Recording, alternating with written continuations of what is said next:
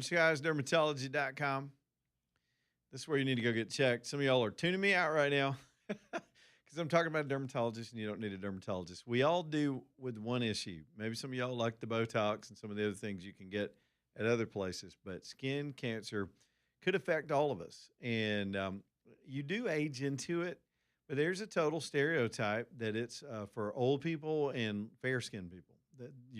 And it's true. There's a vulnerability there for sure, but it has to do more with what you did 20 years ago. Y'all go back 40 years ago in the 80s when we were just totally ignorant and would get out in that stuff. All of us, black, white, all of us, our skin types are a little bit different, but genetically, some people are more predisposed than others. A lot of risk factors. To figure that out about yourself and your own history and disposition, it's good to get a basic screening. It's like other cancer screenings, except this one's non-invasive. It's not when you go for a colonoscopy or one of those kind of screenings. They just look at you. They tell you to change into the paper dress, and you sit there, and they give you a once-over with their special equipment. And if they see anything of concern, they let you know about it. If you get an all clear, that's beautiful. But if they find a melanoma on you that you would not have suspected or could not have seen, because some of these things can be in your hairline, they can be on the bottoms of your feet, they can be on your back, places you can't see, that's when they can absolutely save your life at Southern Skies. This is all they do is find and remove skin cancer. They do it day in, they do it day out, and they're really good at it. It's Southern Skies Dermatology. Dr. Mario has a wonderful team assembled around him. And they also, one thing I should point out is they are experts at the Mohs procedure. That's what he does on surgery day. And that is the way to get things removed. They don't have to take out too much tissue. And they know they got it all because they're able to check it as they go along. And that's just smart. That's smart surgery. It's SouthernSkiesDermatology.com. SouthernSkiesDermatology.com. Here's Jimmy the Greek up next here on a cell phone. Jimmy, what's on your mind, man? Hey, Leland. Two things. First, let me give some shout-outs to your sponsors. I went out to Hueytown Pond a couple of weeks back and saw Tommy and Adam. I ended up buying a fishing pole. It's kind of funny because really? I was just looking at the guns. And, of course, they got some other stuff in there. And I was telling them, I hope this thing's going to catch some fish. And they said, it's not up to the pole, man. It's up to what you put on the end of the pole and how you use it. And I was like, okay, guys, you got me there. And then another one, I went to Steve at Alabama Gold Refinery. And, I have a curated collection of silver. I've told you that before. And I took him one of my coins that I had no use for because I didn't have it in a collection. It was kind of a standalone coin. He gave me way over what it was per ounce.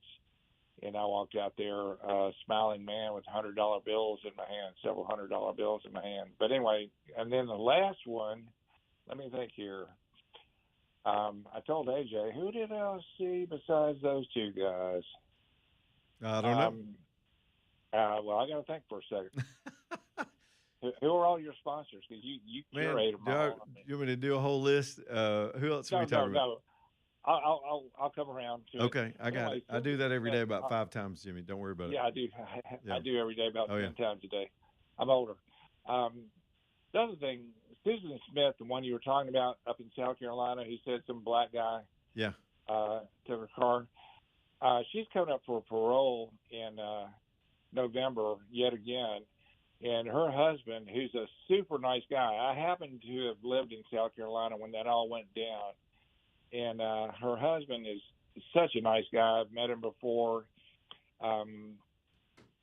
He says, hell no, she's not getting parole. There's no way. So he's going to be speaking against her because he lost his 2 kids. And he says she knew exactly what she was doing. But she's the one white girl who didn't get away with it. Well, she only didn't because she was so clumsy about the number one, she made up that story. 2, she cried on camera for days. They'd have these news conferences. And what happens is when you do that and people so the public got invested in helping her find her kids. And they actually believed her for a moment. Well, everybody did. That's what I'm saying, yeah. Why would you not? This poorly articulate Southern woman who lost her babies and was boo-hooing on camera. The kids, we didn't know they were dead at first, but they were just missing. We thought it was there had been a sequence of carjackings, Jimmy. I don't know if you remember. There was a series of these where people were when carjackings really got kicked in the '90s. Man, I don't know how many stories. I covered a story one time after the Iron Bowl. We were leaving the Iron Bowl. I think this was the '95 game.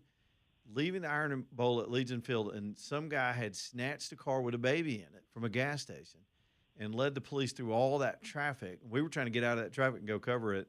They recovered the car and the baby. There were lots of carjackings where kids were in the back seat, and I think that's how she contrived that story. So there was instant sympathy. Every parent, and I had a young kid at that time, feared that. You didn't leave your kid in the car for anything during those days. And so she tapped into something that was both a fear all parents had. She's crying on camera. We all thought it was a missing kids case. Somebody just snatched a car with some kids in it. It turned out she ran them in the lake. And when that happened, the pivot in public, the public perception of that case was multifaceted. It was one, you blamed it on a black guy, how convenient, and then you turn around and you wind up killing them. And the fabrication of that alibi in front of everybody, it burned the whole country. And she was the least sympathetic person in society at that point. Oh, yeah, definitely. Well, let me tell you something else that happened at that lake less than 2 years later. You may have read about this. I don't know if you did or not. 7 people died in one of the most tragic accidents I can ever recall.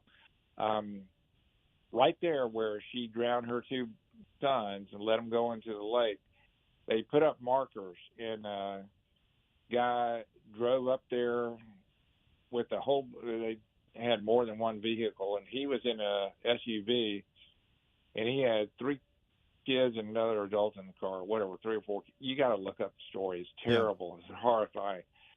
7 people drowned at that very site on one day. His car, his SUV, slid into the lake right there at this steep boat landing, and 2 people who saw it go down went in the lake to try to save them and kick in the glass, and all 7 of them drowned. There were 3 people who survived it.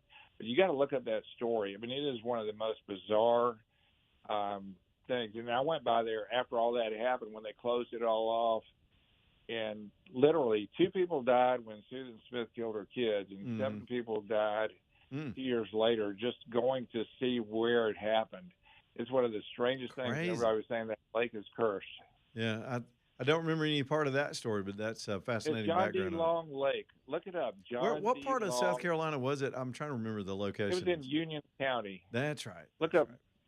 Yeah, and I just happened to live in South Carolina. And what was funny is all the people in South Carolina thought she was involved and thought she did it. Very few people were fooled by her boohoo tears. They hate her up there. Yeah, I mean, and she also got I saw the pivot. I was living it. It went from massive national sympathy for this poor mama to pure hate within minutes of the police defining what she had done. And so that was ahead of her case. This other Chancey case, whatever her name is, kind of crept up on us, and people are backing into it after the sympathy narrative had gotten to get presented. And it's just ridiculous to me that some people are so bought into it. They're emotional to her defense. And there are others that would never, ever accept there's ever a circumstance, mental health or not, to kill 3 kids in a premeditated fashion. That's never going to sit with a lot of people. No, it's not. Well, let me mention the other sponsor. It was Allen and Company. They're closed today. Yeah. But they're great. I go there for getting my watches. I got a collection of watches, by the way. I collect stuff. So I get the batteries replaced there, and I've got some unusual watches that nobody wants to touch them because the batteries are hard to change out because they're too thin. Yeah. And they do it, and they do a great job. They take care of it, and they polish them up and make them look great. But, I collect too much stuff, as you know. You are a collector, my friend. Hey, I appreciate the story, Jimmy. I appreciate the background, too. It's just we sort of veered off into this case. And I think it's because it's the defense has rested. This thing's going to be in a jury's hands pretty soon. I just thought I'd throw my 2 cents worth in on the new evidence that I discovered, but mostly rather than I haven't even developed a full opinion. I've just lost all sympathy for this woman. And personally, I hope she's convicted, but I can't. There's no way to tell you what that jury's going to do. And I've seen too many cases where these women play the crazy card and get away with it. And it's wrong. These kids will never see justice. Speaking of Allen and Company, let's just talk about them. That's Allen and his wife, and there's a whole family in there. His daughters, they're so nice. They're so good at what they do. This is the place you want to go for your Christmas gift giving for the holidays, because here it comes, man. It's about to be September. So, especially if you're planning something big and it's going to take some thought, some research, and some planning and some visits, they don't care. Come go 10 times. They'll sit down with you as long as you want. They get it. It's sometimes it can be a tough decision. There's so many options, especially when you're dealing with a custom jeweler. You're dealing with somebody that has the ability to do anything in the world you can dream up. Now your options have opened up. Look, they got the same diamonds as the whole world. They're just not doing the whole runaround gimmicky stuff that a lot of stores do. It's just a family-owned business, 2 generations. They know their stuff. They can custom create anything, give you a good deal, help you get financed, and take good care of you up and down the road, even for your cleanings and adjustments and resizing and broken things. You can trust them with your stuff because Allen does the work right there. They put it all in their vault. Doesn't have to travel around. This is not one of those mall stores is what I'm saying. This is Allen and Company. So make them your custom jeweler too and use them for all your memorable, beautiful pieces. It's Allen and Company in Vestavia. Back to the phones in just a minute.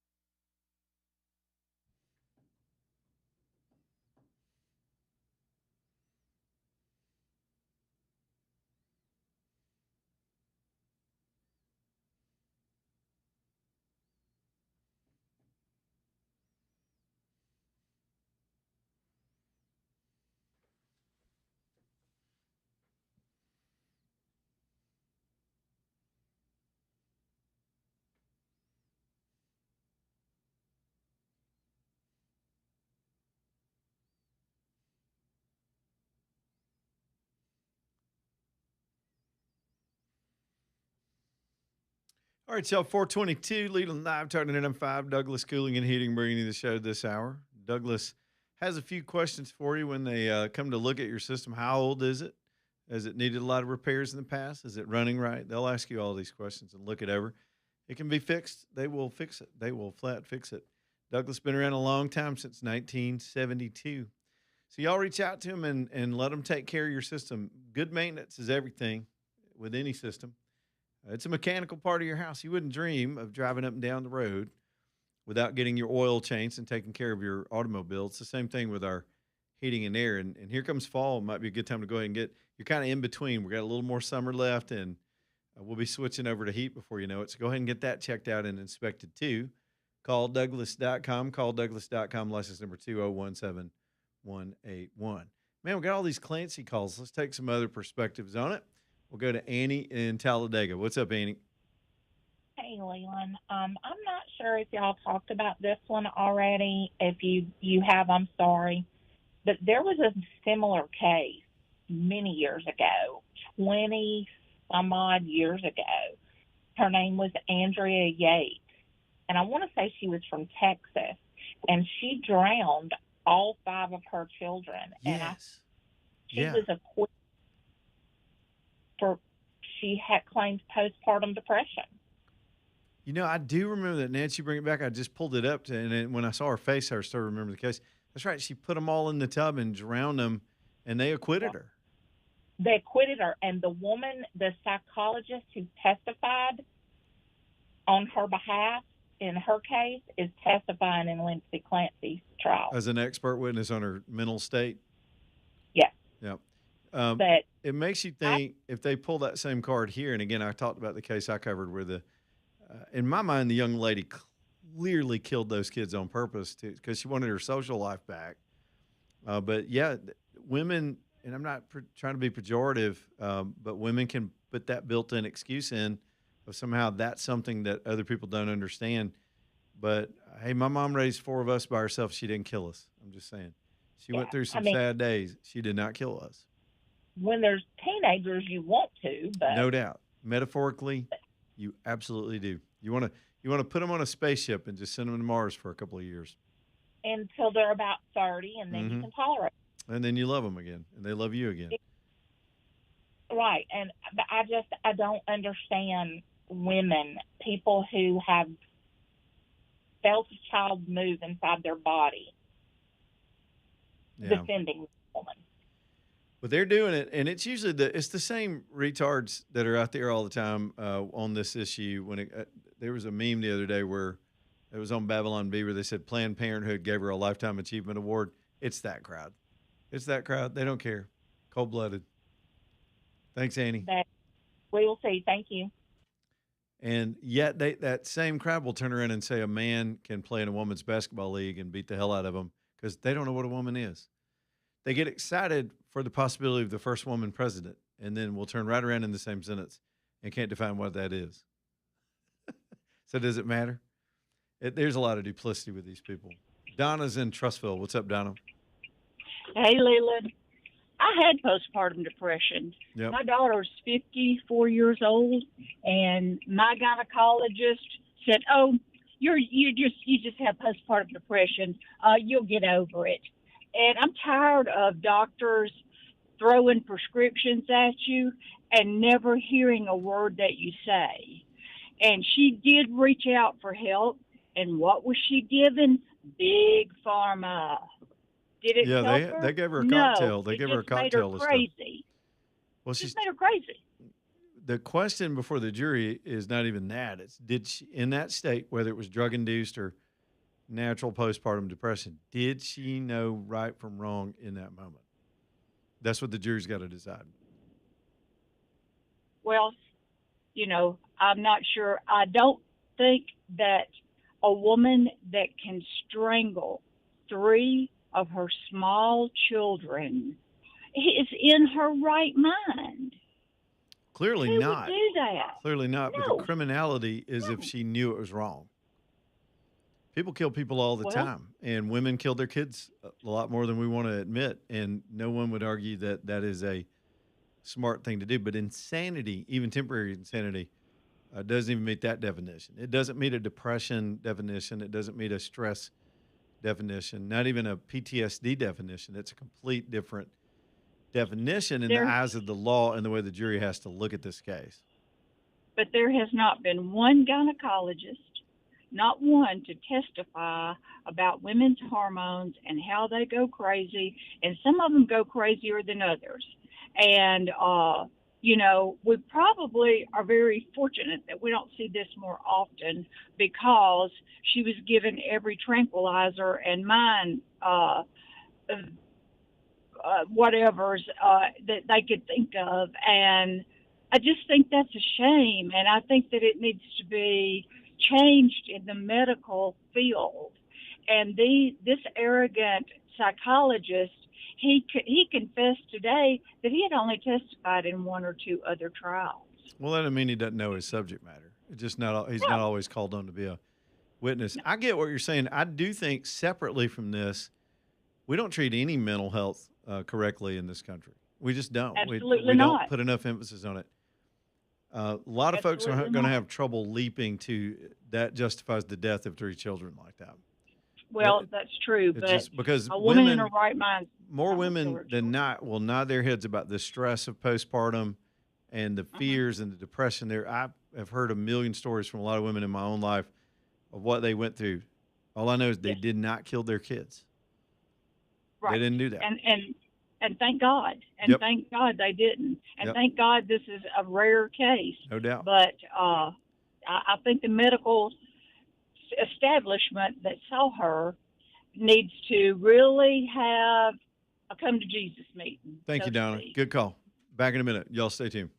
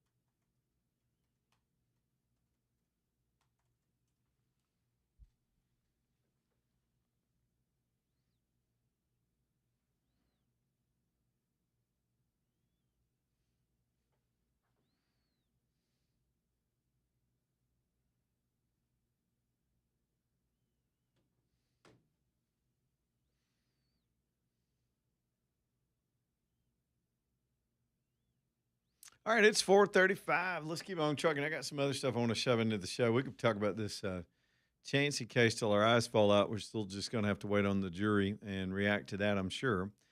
Danny Knowles is with the Knowles Group. This is my lifelong friend. I had such a good testimony about him last week at the show, and so many people that he's helped. 2 or 3 people came into Lonnie, his furniture company, where also had a connection with Danny.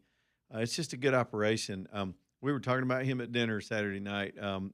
He also my friend that I went to high school with, and we all just sharing Danny stories and stories of fun back in those days. And he has just really become a huge success over the years. It was through a lot of hard work and training and education, working for some of the biggest firms in the country at the highest levels. Danny was just up there in the president's suite. But one day he said, I want to go home. I want to do this my way. I want to take care of people outside of this giant corporate environment. That's the way I put it anyway. So they moved back to Alabama, set up shop here in Birmingham. And I'm so glad to have my friend here that can sit down with you and talk about your situation. It's all different. Everybody's different. Everybody has different risk tolerances. One guy called up last week, just cried on the phone. He couldn't believe that the Knowles Group was able to do what other people told him could not be done. He was just afraid he didn't have enough and the return wasn't going to be right. They made it work. They just put their arms around him and said they made it work. Another guy told me he did. He said this in Lonnie as I was in one of the breaks, and he goes, Danny came in. He said Danny himself came in the room, and he said, if it's a Leland Live listener, I personally get involved in it. And that's true. He's got his sons there with him, but that's just kind of the relationship we've had here on the show. Markets were up today. There's so much economic news out there floating around. It's got the markets keep pushing up back closer to the 54,000 mark. But you're not looking for today or tomorrow. You're looking for 5 years from now or 20 years from now. And he and his team can flat help. It's the KnowlesGroup.com. NOLES, the KnowlesGroup.com. Let's switch to let me switch to some of these other stories that I had kind of stacked up for today. One of those, let me just weave some things together. We'll start in New York City with this Mamdani, and he is both of a socialist bent and with this Islamic background. And there is a nexus for that. Their planners, here's the thing about the DSA and the Islamic groups that have been strategizing to invade the West. By the way, they've been doing this at 711. This is not new. This is not new. It's every Western culture has fought these battles, and there have been purges and wars and violence, and they come and they keep coming. It's a political system that moves on aggression. It just is. And as soft selling as he can do, I remember watching a video last week where this one Islamic thinker, and look, don't misunderstand him. People make the jokes about the backward countries that they come from. These people have strategy. They have a belief system they're firmly ensconced in, and they believe it in some cases more than us. Even this Iran standoff is a battle of wills. They're beaten to submission. Their economy's teetering on collapse. There's no real military fight going on right now, just skirmishes that they can muster. The Strait is opening back up, but they're still clinging to power because they believe in their religion. Some folks here in this country can't believe in your president and freedom for people and what we're doing long enough to get past the gas pump where you start bitching about gas prices. Everything is reactionary in our country. We take a short-term view. These people are looking down the road, and they have since, again, 711. So one of the new faces of their movement where they have co-opted the socialists to give them money and support and to get a platform for themselves. And I watched a video last week where one guy said, we have to do that so that we can have a vehicle to be accepted into the mainstream of politics. The story I wanted to get to, I was reading up on this morning. There was some plan they actually put in writing that they have goals. Just like the Republican Party would sit down and map out its strategy for the midterms. Democrats try to do that, but right now they're having their own civil war with these nut jobs. Doug Jones crawfishing all over the place, trying to stay away from the DSA label. But their plan, I was reading about it this morning, that was concocted in one of the mosques with the feeding of their scholars, is not a whimsical, emotional plan just to go start moving into neighborhoods and demanding foot baths. They want to get 30 members of Congress elected to Congress. They have a goal of 30 in the next 2 or 3 cycles. They have a goal of electing 200 other representatives around the country into low-level state and federal offices. It's a noble goal. If I were trying to control a country, that's all you're going to need is a voting bloc big enough to hold things up and to get your way and to get attention. Because unlike the Republicans, when you get 30 Muslims in the House of Representatives, they're going to stick together. They know what they believe in. They're going to fight for their values. They're not going to be like the wimps in the Republican Party. And so they have a plan. And you should just know that. They have a plan. It's an announced plan to come to America and get involved in the system. So they're going mainstream. Right after 9/11, I saw a meme this weekend, and it's the most poignant thing I think I've read since last week, and I'm going to share it with you just so you can think about it too. And it said, remember the day of 9/11? We were all watching it on TV, and I'll never forget this till I die. And most of you won't either. When that second plane hit, and we knew what was up in that moment. We knew it wasn't an accident. When that second plane hit, we instantly knew what it was. We'd not heard much about Al Qaeda, but we knew where it came from, and we knew we were under attack. And it wasn't but minutes later that was confirmed. That moment that you felt, that sickness, that shock, that speechless moment that you felt, I'm telling you, we should all be feeling that right now. This is the second plane hitting. This is more damaging long-term to this country to mainstream this ideology. It's not that, and communism have killed more people than combined or separate than any two ideologies in human history. There's been more death at the hands of these ideas where these two central powers control everything. They kill people to make them submit. The commies do it. The Islamic belief system does it. It's not my opinion. That's world history. You don't have to read far to know that. Muslims know that. The quiet ones know it and just keep their mouths shut. And the activists get involved in elections, and the rest of them go blow up buildings and shoot people. It's dangerous. We're in a very dangerous time. So Mamdani, outside this freak show in Michigan, who's going to get his ass beat, I believe, Mamdani is quickly unraveling in New York, and that's the best thing for this country to see how foolish they are. Now, his posing and preening, and I've got another weird thing to tell you all about this. I'm going to stay on the Muslim subject for a minute. So Mamdani is being sued right now by a group of grocers, and there are a lot of immigrant grocers. Some of these are legals, and I guess maybe some illegal people involved. If you ever go to New York City in these bodegas and these little tiny grocery stores, almost every other block, that's how these people eat. I mean, you can't get a car and go drive to Publix in New York City. You have to walk your food home. You have to walk down and shop for the day and carry what you can carry and get it to your house. I see little old people with strollers and wheels, little carts getting their groceries home. That's how they do it there. And a lot of these guys have a business model they've lived on for years, and they already have to fight the city of New York just to stay in business. Their tenancy rules, taxation rules, regulations, all this stuff, getting food into the city and out of the city every day, a big struggle. There are no farms in Manhattan, so everything has to be brought in over those bridges. And so they've gone to court to sue Mamdani because he wants to put up 5 government-owned grocery stores to compete with them. So what he's doing is he's taxing them and their customers and taking the money to set up stores to compete with them with their own money, subsidizing the food in the stores. And by the way, I will completely submit to you, there are going to be riots at these stores. People are going to fist fight. It's going to be chaos when they open them. It's not going to be well run. These idiots don't know how to run anything. So he's getting dragged into court, not by a bunch of conservatives, not by a bunch of MAGA people and Trump folks with red hats. These are Democrats that have lived in that city forever, and he's busting up their way of life, and that's the point. They come to destroy. They come to subsidize the government stores to run these people out of business, and then you have no choice but the government store.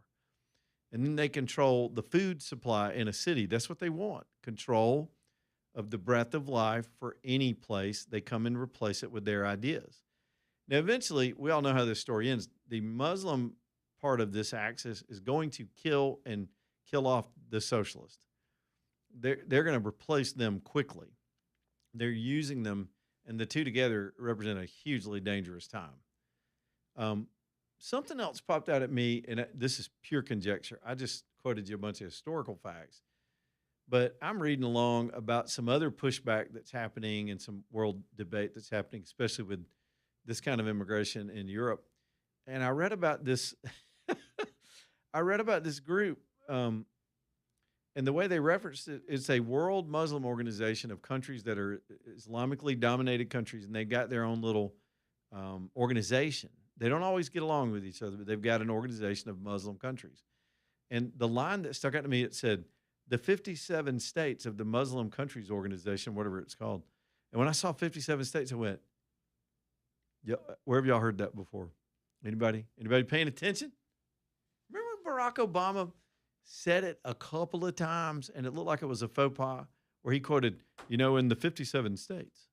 And we thought, why would anybody say 57 states? Every idiot, every third grader in the country knows we have 50 states. Where does the seven? And it seemed like a weird slip of the lip, but he did it more than once. I want to go back and find the quotes now. I think this was in the back of his mind. He understands this because he grew up in this culture. That was weird. The two crossed in my mind at once when I read that this morning. I was like, well, that's maybe where he got his little phrase.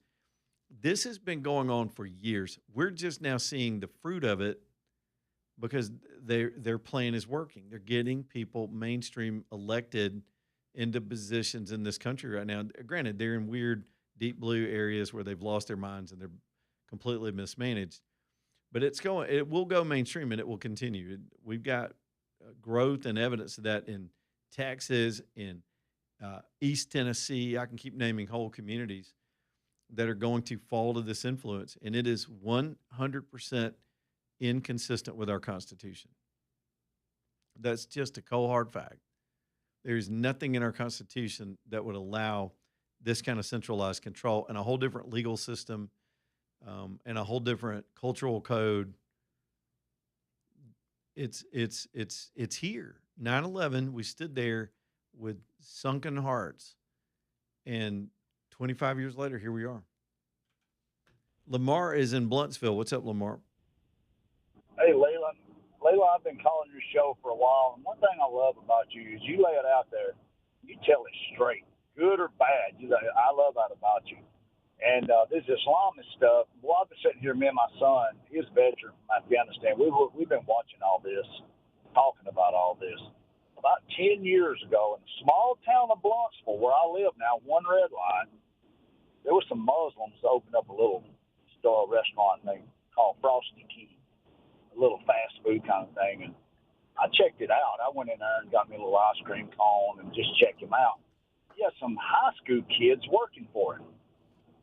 And the next thing I know, I hear about some board members. They were handing these young kids Quran stuff, Islamist stuff, trying to get them to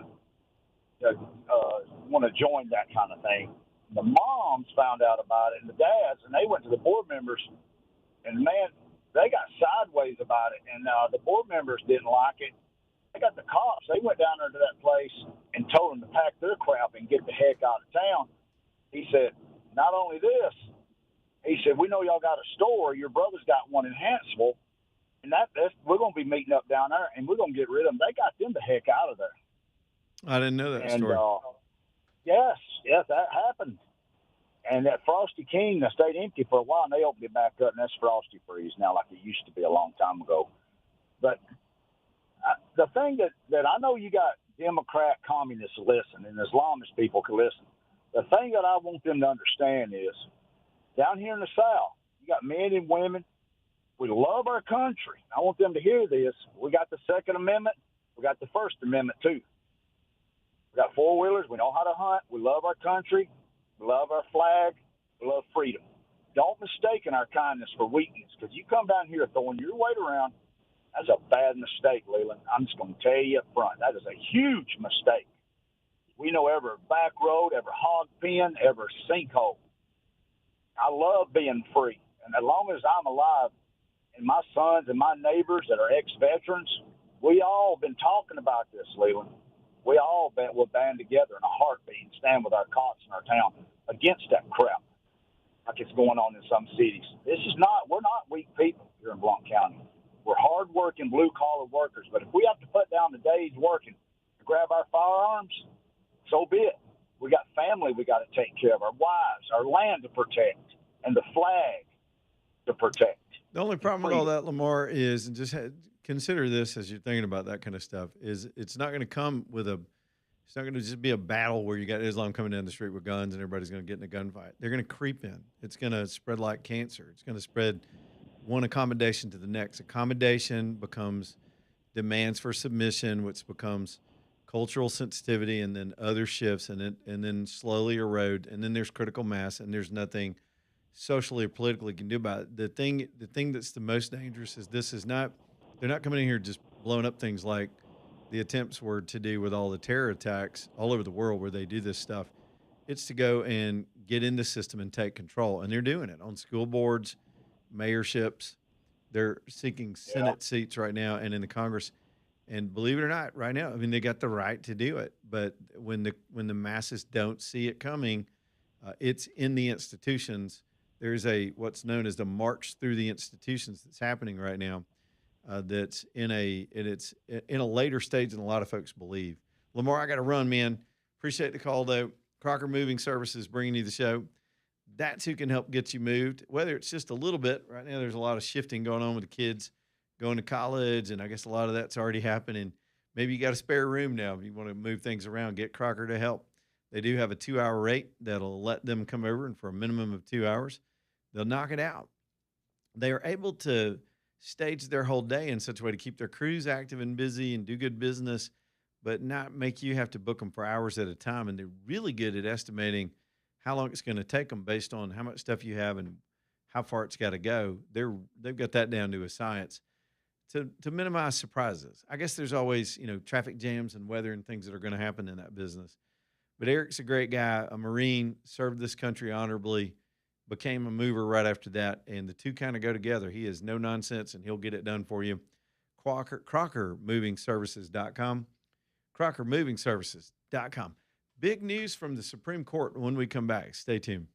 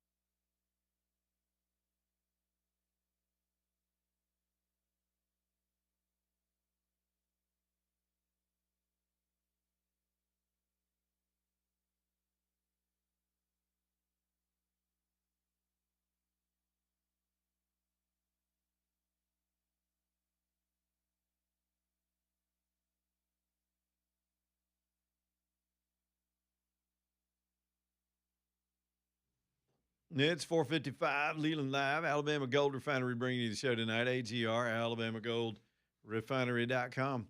Listen, gold is always the thing. I'm just telling you, Steve's got a better master of being able to explain it to me. This dude can go back to the Bible days on why gold has value. Of late, I've been describing to you, and I'll do it one more time, because I think it punched through. Some people have reacted to this description. It's pretty simple. If you had, 6 years ago, let's say pre-COVID, you had put $2,000, laid it on a table, and just let it sit there. That was just pretend you had $2,000 worth of cash and $2,000 worth of gold, and you just sat them both on the table and ignored them. Till today, your money, that cash, is depending on what you're going to spend it on, is worth $1,200 to $1,400. It sits there and loses value. The government did that to your cash money. They've done that to us through spending. I was looking at a chart today that we're getting welfare and social spending. We're almost at 50% of the federal budget. And then you got the interest on the debt. People get pissed off about the Pentagon, and I know there's waste there too. It's only 8% of our budget. We're blowing money on top of money, and they've done that to your dollar. They're not going to quit doing that to your dollar, so just know that. On the other hand, the gold that's sitting there, I don't know where it finished up today, but in dollar value, it's worth almost 5,000 of those dollars. Does that make sense to you? So gold sat there and held its own. In fact, it grew a little bit because it's real. It has value. It's tangible. It's none of anybody's business. You can hide it. You can put it in the backyard. You can stick it where you want to. Just don't forget where you put it.